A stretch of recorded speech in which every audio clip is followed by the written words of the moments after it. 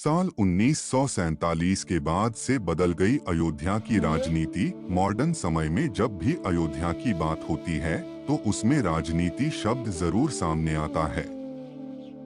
हालांकि इसकी शुरुआत बंटवारे के बाद ही हुई।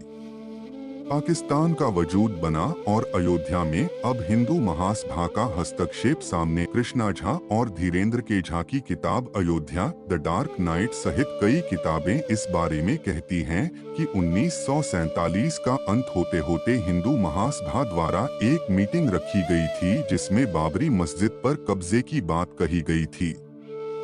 इसके बाद के चुनावों में पहली बार कांग्रेस पार्टी ने राम मंदिर को मुद्दा बनाया। कांग्रेस के इस मुद्दे के बाद कोई और पार्टी कहीं टिक नहीं पाई और फैजाबाद में भी कांग्रेस जीत गई। साल 1949 में बाबरी मस्जिद में मिली राम लला की मूर्ति। अब तक हालात काफी खराब हो चुके थे। गाहे खबरें आती रही कि हिंदू पक्ष ने बाबरी मस्जिद पर कब्जा कर लिया है, लेकिन तब तक ऐसा नहीं हुआ था। वहां के हालात को सुधारने के लिए कानूनी मदद ली गई, लेकिन साल 1949 की एक रात वहां राम मूर्ति मिलने का दावा किया गया। इस घटना के बाद हालात इतने गंभीर हो गए कि तत्कालीन प्रधानमंत्री जवाहरलाल नेहरू ने संज्ञान लिया। महज 6 दिनों के अंदर ही बाबरी मस्जिद पर ताला लगा दिया गया। उस वक्त हिंदू पक्ष ने दावा किया था कि राम लला की मूर्ति अपने आप वहां प्रकट हुई है, लेकिन इस दावे को खारिज कर साल 1950 में एक बार फिर से किया गया केस। 2 अलग अलग केस फैजाबाद कोर्ट में दाखिल किए गए और हिंदू पक्ष ने रामलला की पूजा की आज्ञा मांगी। हालांकि कोर्ट ने इजाजत तो दे दी, लेकिन अंदरूनी गेट को बंद ही रखा गया। साल 1959 में निर्मोही अखाड़े ने एक तीसरा लॉसूट फाइल किया, जिसमें उन्होंने बाबरी मस्जिद की जमीन पर अधिकार मांगा। ऐसे ही साल 1961 में मुस्लिम पक्ष ने एक केस फाइल किया जिसमें यूपी सुन्नी वक्फ बोर्ड ने कहा कि उन्हें बाबरी मस्जिद ढांचे पर हक चाहिए और राम की मूर्तियों को यहां से हटा दिया जाना चाहिए।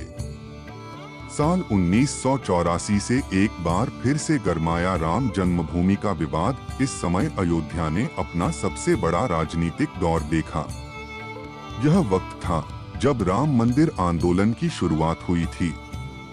इसी समय बीजेपी के वरिष्ठ नेता लाल कृष्ण आडवाणी को इस आंदोलन का नेतृत्व करने के लिए चुना गया था।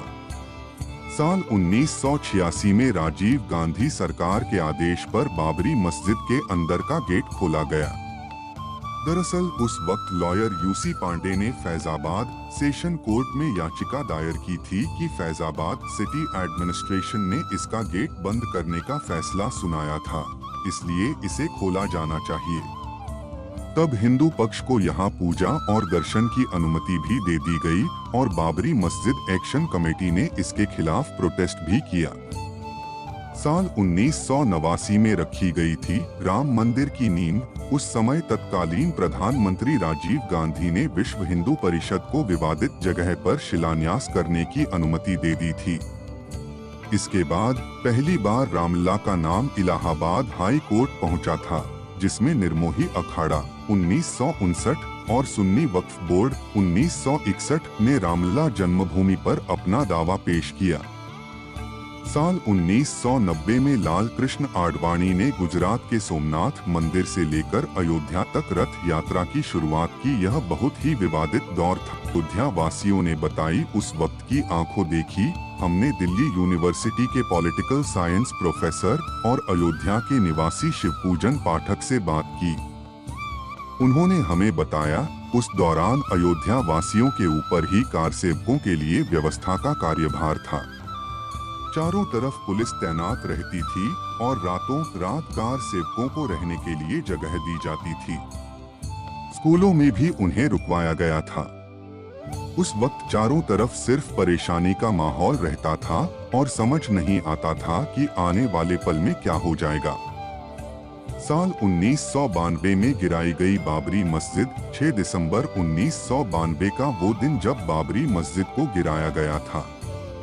भारत के इतिहास में यह दिन दर्ज है।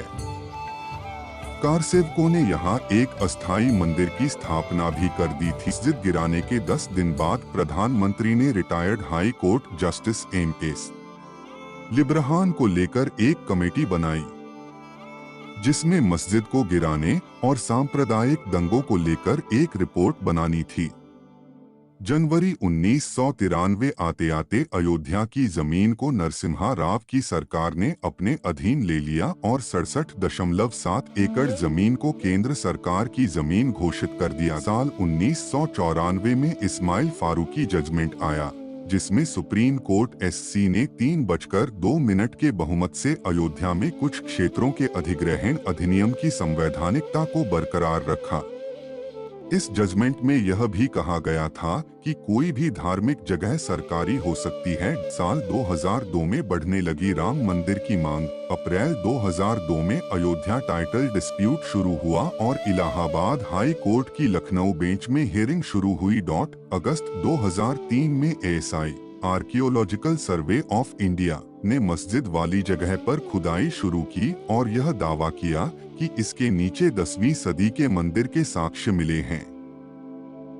साल 2009 में अपने गठन के 17 सालों बाद लिब्राहन कमीशन ने रिपोर्ट सबमिट की। हालांकि इस रिपोर्ट में क्या था वह सामने नहीं आया। सितंबर 2010 अयोध्या मामले का ऐतिहासिक फैसला।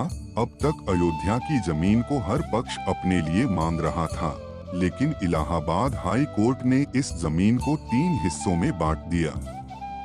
इसके तहत 1/3 हिस्सा निर्मोही अखाड़ा को, 1/3 हिस्सा सुन्नी वक्फ बोर्ड को और 1/3 हिस्सा रामलला विराजमान को दिया गया। इस फैसले ने पूरे देश में विवादों को जन्म दिया। इसके खिलाफ एक बार फिर से याचिका दायर हुई और साल 2011 में सुप्रीम कोर्ट ने इलाहाबाद हाई कोर्ट की रूलिंग को रोक दिया।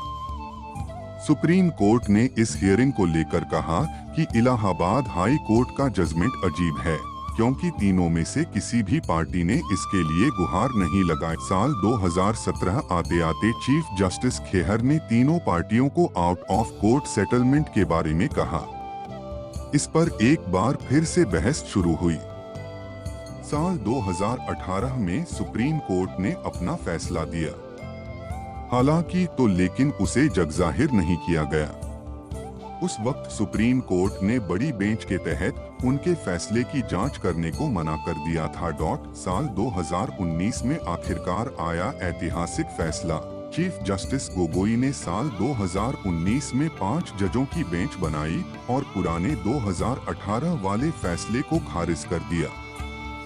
8 मार्च 2019 को 2 दिन की सुनवाई के बाद जमीनी विवाद को आपसी सहमति से सुलझाने की बात एक बार फिर से कही गई।